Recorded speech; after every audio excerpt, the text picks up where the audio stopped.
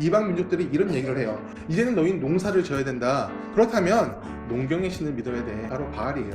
근데 이방 민족들이요, 여호와 우리 하나님을 버리라고 얘기한 게 아닙니다. 이스라엘 민족은 하나님도 섬기고 우상도 섬기게 되었습니다. 하나님을 위해 사는 것은 하나님께서 원하시는 방법으로 사는 겁니다. 나를 섬기고 나를 경배하고 나의 뜻대로 산다면 너에게 복을 줄 것이다. 이게 주의 약속이에요. 근데 복을 줄 것이다만 기억하고 나만 바라봐라, 나를 섬겨라, 나를 경외하라, 이걸 다 까먹어버린 거예요. 하나님을 위해 살려면 하나님을 전적으로 의지해야 됩니다. 그래서 사사가 등장하게 돼요. 하나님의 반대편에 서는 사람들을 다시 하나님께로 되돌리는 역할을 하는 게 사사입니다. 그 사사 중에 기드온이 있었습니다. 기드온이 하나님의 사자를 만납니다.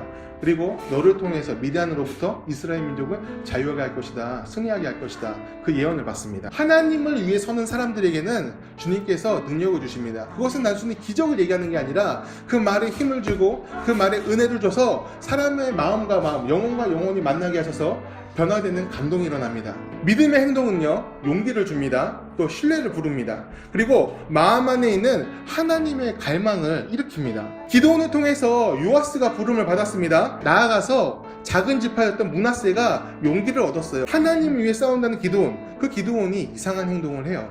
양털을 놓고 기도해요. 제게 증거를 주옵소서. 양털에 이슬이 내리게 하시고 그 주변은 전부 다 마르게 해주세요. 이튿날 놀랍게도 응답이 돼요. 그런데 기도원이 또 기도를 해요. 양털은 마르고 주변만 이슬로 적게 해주세요. 하나님께서는 이것도 응답을 해주세요. 하나님을 시험하면 됩니까, 안 됩니까? 그런데 왜 이런 기도를 했을까요? 또 이 기도를 하나님께서 싫어하셨을까요? 하나님께서는 이 기도에 응답을 해주세요. 그것은 이 기도가 하나님의 뜻과 맞는 합당한 기도였다는 의미가 됩니다. 불신앙은 아니에요. 믿음이 없음도 아닙니다.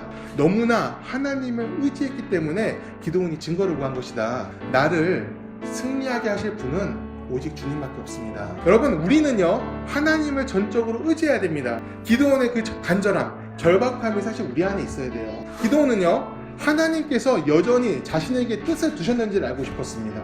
이 양털을 통해서 하나님의 임재와 그 뜻이 오늘 저에게 있음을 나타내 주옵소서. 그러면 내가 용기를 갖고 나아가겠습니다. 여러분, 우리 가운데 염려가 있습니까? 두려움이 있습니까?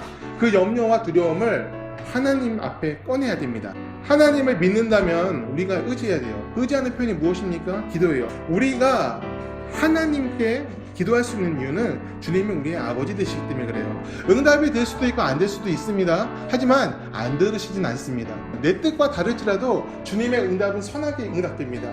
간절함으로 진실함으로 주님께 기도하시길 바랍니다. 주님만 의지할 때 주님께서는 길을 내어주시고 능력을 주십니다. 그리고 지혜를 주시고 은혜를 입게 해주실 것입니다.